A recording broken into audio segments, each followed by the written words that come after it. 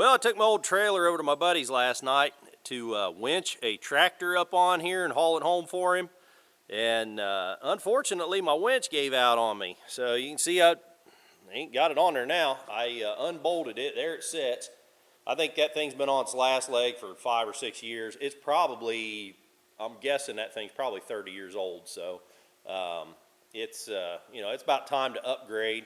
And here's what I'm going back with. It's one of them Harbor Freight operations here. For the money, the 9,000 or 9,500, whatever it was only like $10 less than this one. So I think it was $350 plus Uncle Sam put me right at $375.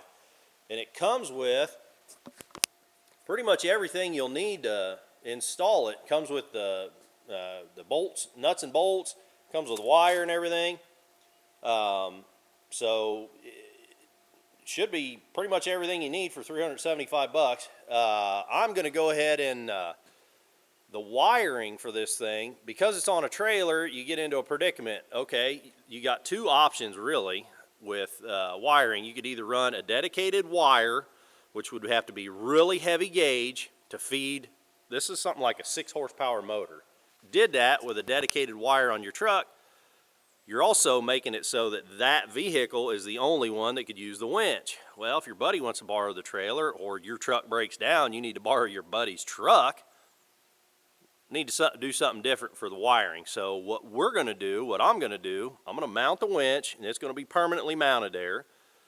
But as far as powering the thing, I picked up a deep cycle battery at Walmart. Walmart has really good deep cycle batteries. Check your amp hours. That's what you're worried about. This battery here's got 122 amp hours. For something like this, we don't really care how many cold cranking amps it's got. We're not cranking an engine. We need lots of amp hours to run, something for a long time. That battery should be enough to feed that winch for a small project on its own. If you just had something light, something little, you needed to winch up here one time, that battery should be able to handle it.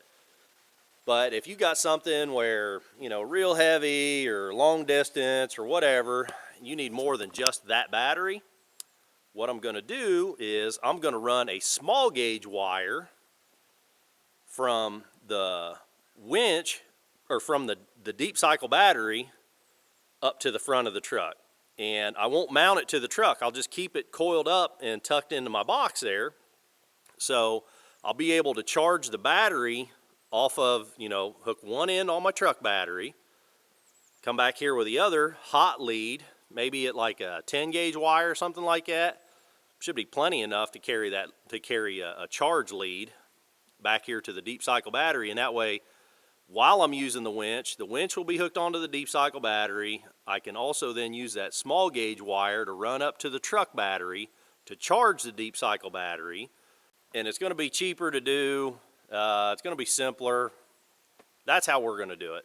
But I went ahead and went in the house because that diamond plate is going to throw me off. Got a piece of cardstock and I measured out 10 by 4.5. That's the bolt pattern on the bottom of the winch. So I'm going to lay this up there on the trailer tongue and I'm going to punch a couple of holes, center punch holes, so that I get more accurate drilling.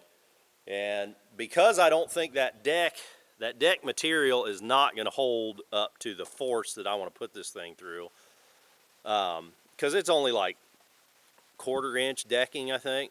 That diamond plate, it's real thin gauge stuff. Not super thin, but it's not enough to handle the load that we might be able to put on this thing. So once I drill the holes in the decking, I'm going to lift this trailer up with a tractor so that I can get up under there easier, and I'm going to lay some angle iron under to brace it, and we'll bolt then through that angle iron. Well, we got it up in the air where we can get under it easy enough.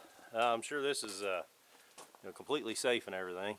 So you can see what we're working with. There's the old angle iron that was supporting the old winch, and I'm not real proud of how that's welded on there, but the new holes are sort of going to be close to being in the way of this angle iron. I think I'm going to go ahead and knock that off, either beat it off with a sledgehammer or cut it off with a whiz wheel or something, just to clear up room for that. I got a piece of heavy angle in there. I'll take this out and replace it with real heavy stuff. Well, I got up under here and I knocked that angle iron brace out. Hopefully you guys can see. Looking like Swiss cheese up under here, but we're going to reinforce the heck out of it. I got the wires just dangling. I clipped all the support zip ties just to get the wires down out of my way so I didn't actually accidentally cut them. Doing a little CAD work here to make sure I get it just where I want it, because it's, you know, weird angles up under here, and I want to make sure I'm just in line perfectly with them holes. So I marked my holes. That's where they're going to end up. Couldn't be much more centered, so I'm real happy about that. This is the piece of angle that I had over there in the scrap bucket that I'm going to use. I haven't measured how thick this stuff is, but it is heavy stuff. So I think I'm just going to put one piece of this along the back side, and you know, the back 2 bolts will go into this, and then the front 2, I'm not really worried about it. This will do all the you know, this will be getting all the pull anyhow. So I'm going to go ahead and lay my piece of cardboard up on here, cut that out, and I'll show you guys what it looks like. Well, here's my piece of metal cut and ground. You can see that it's galvanized, so knock some of the galvanized off of there. And I know you guys are going to say, oh, you can't weld galvanized, it would kill you. Well, you do you and I'll do me. Ground what I could up under there. You guys can't see, this camera sucks. Got my ground, got my welder. Use what you got. Yeah, I know. Use the biggest, baddest arc welder you got. Get the best penetration. I know. This is what I got, so that's what I'm going to use. Well, you can't see it. It's getting dark out here, and this camera is not good at picking up the light. But I got my big piece of angle iron braced in there, welded in there. I got the wire all tidied back up, a few zip ties, so it's back up out of the way. Now we're going to drop this thing down, and I'm going to re-drill those holes and drill through that angle. So you guys might as well come along for the ride on this. In case I flip the tractor or something, that might be kind of cool.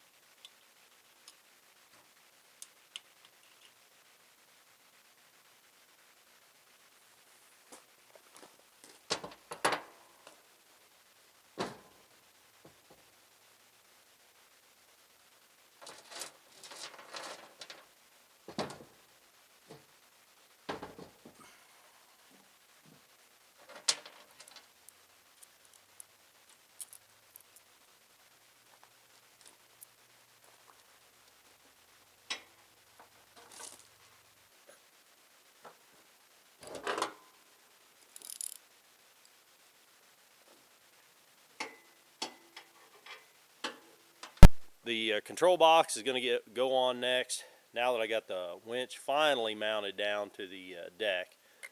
So I'm just going to lay the control box up here for now, and the wire lugs are all color coded. There's yellow, red, black, and white. And so anyhow, I'm just following the diagram here on the instructions. We'll go ahead and get all these wires run and then secure the control box to the top here, and I'll show you guys what that looks like after. So I got my wiring finished up. If I had it to do again, I would do the wiring before I mounted the winch down to the trailer, because that stud has very, very little clearance. I actually had to remove the 2 mounting bolts to give me enough clearance to get on that one. So that's the negative. That goes straight to the negative on the battery, so I'm not worried if that does contact. It might even be a good thing, ground the thing out even more. So other than that, the wiring is pretty straightforward, just follow the manual.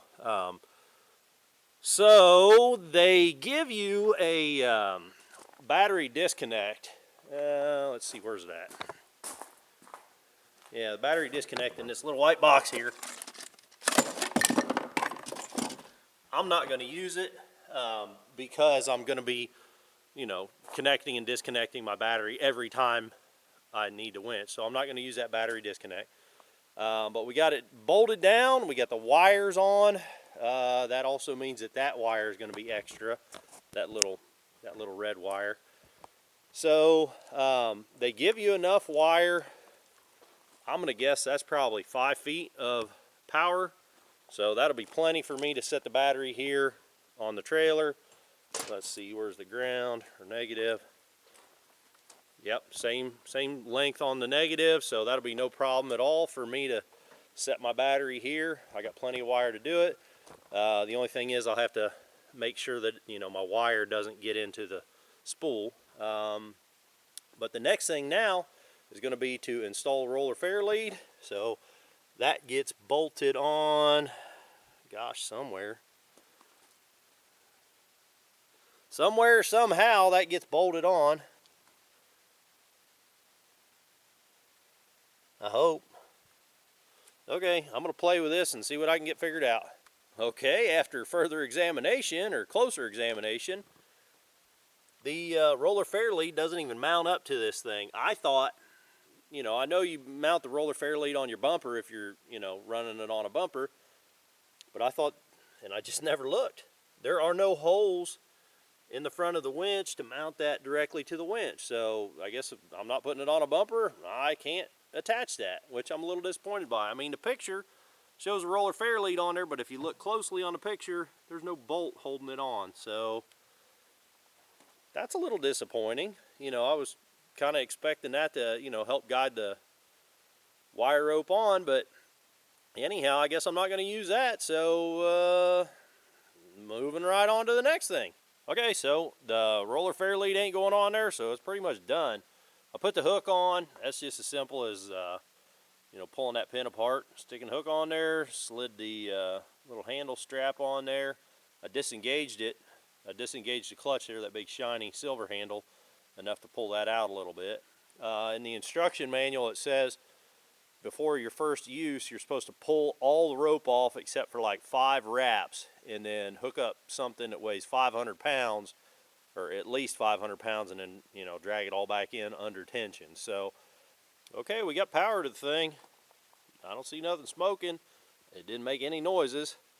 I put the clutch back into the engage position, and let's go ahead, and it's got a little bit of extra slop in the line. It only looks like there's about 6 inches, but those coils are real loose on there. So let's go in and see what happens. Okay, let's go out. Okay, well, we've got it wired up correctly. I'm going to go ahead and pull the truck out here, get the truck on the, on the hitch. All right, well, we got the whole rig figured out here, I think. I haven't tested it yet, but I flipped the clutch to free spool.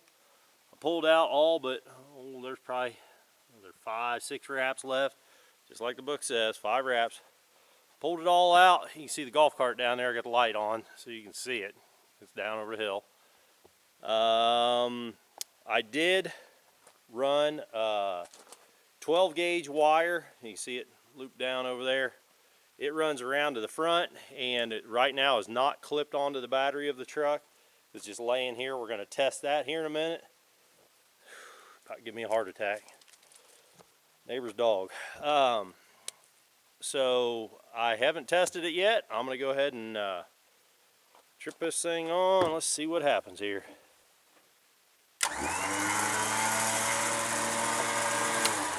Okay, so right away it's spooling up kind of ugly. Now, we'll set you guys down here.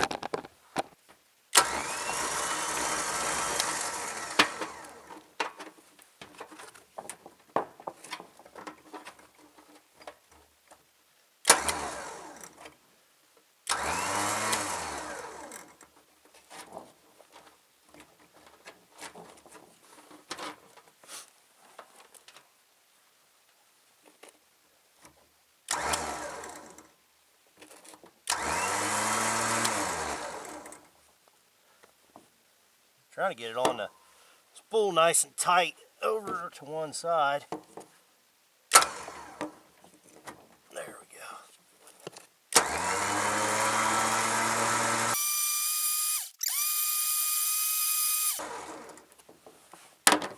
I have to go steer the golf cart.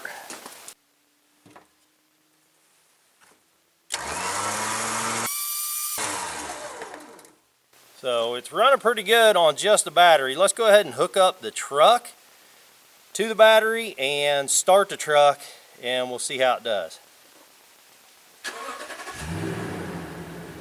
I'm kind of guessing we won't even notice it, but you never know.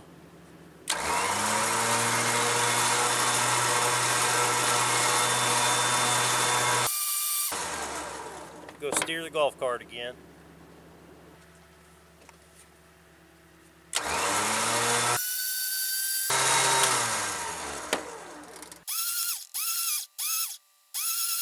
All right, now the golf cart, as you can see, maybe you can't see, the golf cart is nearly completely on the trailer. The back tires are just still on the ramp for another foot or so. I went ahead and locked the parking brake on the golf cart because once it gets up here on the trailer deck, there's going to be no resistance at all.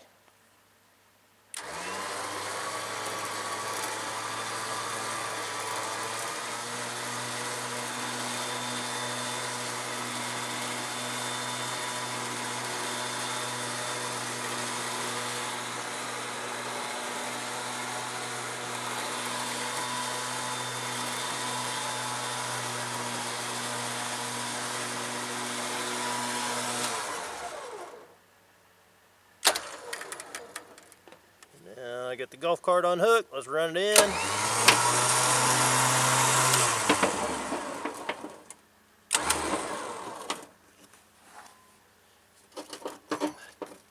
That's pretty much going to be it. All right, well, I guess that's that. Again, I apologize for the quality of this video. It got dark on me, and I just needed to get this project done, guys. So I know you can't see where the hoot. I wrapped up the electrical wire, or excuse me, the wire that runs from the battery back here up to the front of the truck. I wrapped that up and stuck it in the box. You know, put a ball bungee on it to keep it sort of tidy. Also wrapped up the controller. Again, put a ball bungee on it, sort of keep it tidy. And I've got, you know, just a few straps and stuff like that in that box.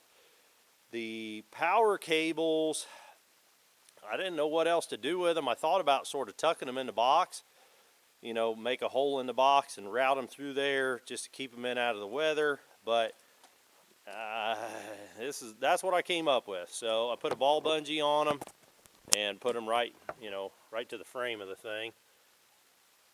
We'll see how that works out.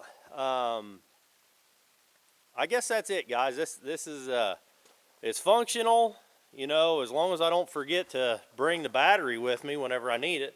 But the battery can sit in here.